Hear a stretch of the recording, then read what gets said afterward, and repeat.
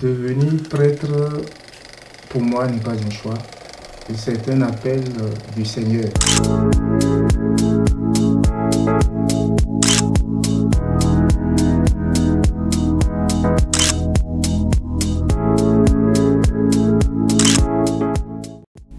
Je suis Placide Essay-Loko, originaire du Bénin. Le Bénin, c'est un pays de l'Afrique de l'Ouest francophone que j'ai été envoyé par mon évêque du Bénin en France pour continuer mon chemin et mon cheminement vers le sacerdoce.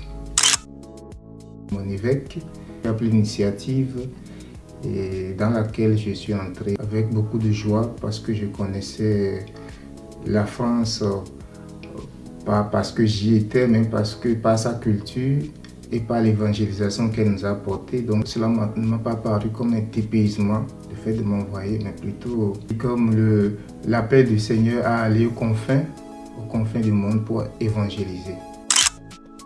Devenir prêtre, pour moi, n'est pas un choix.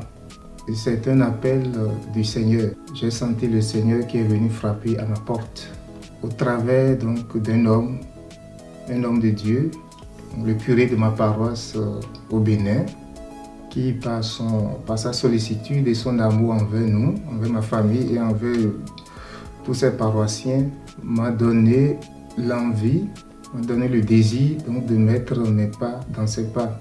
Il a été pour moi vraiment cet éveilleur de cet appel que j'ai senti. Et depuis bientôt 39 ans, cet amour de brûler pour le Christ ne s'est pas éteint. Le diaconat est une étape transitoire donc, vers l'ordination sacerdotale. Tout ce qui me sera confié est en vue donc, de ce ministère sacerdotal futur. Et donc, je fais confiance au Seigneur et à l'évêque qu'il me confiera donc une mission dans laquelle je vais m'épanouir pour pouvoir préparer ma future donc, mission sacerdotale dans la plus grande sérénité et aussi avec le secours de la Vierge Marie, Notre-Dame du Saint-Cordon, au pied de laquelle je serai ordonné le 8 octobre 2022. Je vais m'y préparer dans la prière, c'est la plus importante des choses pour moi. Je me prépare à vivre une retraite en vue de cette ordination. Ce sera donc à l'abbaye de Chimay en Belgique. En attendant cette retraite, je continue donc de vivre les moments privilégiés de prière que l'Église a mis à notre disposition en tant que chrétien tout court et surtout en tant que futur prêtre, mais aussi à travers des rencontres avec les fidèles, avec les laïcs, avec le peuple de Dieu dans la paroisse où je suis actuellement en stage. Je peux dire heureux de me donner au Seigneur. La réussite de la mission dépend de notre capacité à transmettre cette joie de l'Évangile.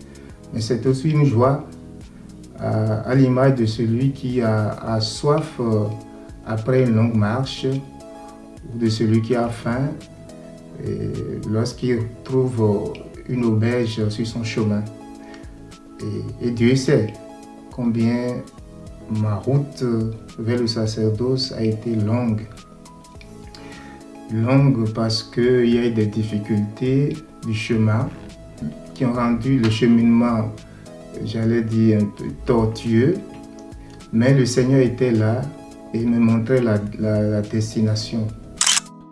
Ce que je peux me souhaiter à moi-même d'abord, c'est cette joie vraiment pour moi de transmettre l'Évangile, d'abord de le vivre moi-même et de pouvoir le transmettre. Ça, c'est la première des choses. Une deuxième chose, c'est de laisser brûler davantage encore en moi cet amour du Seigneur, j'allais dire cet amour des premiers jours. Et quand j'ai senti que le Seigneur était venu frapper à ma porte, que cette flamme ne s'éteigne pas en moi. Et justement, me recommander à la prière des frères et sœurs, la prière des paroissiens, pour que le Seigneur m'accompagne dans ma mission et me donne de porter beaucoup de fruits.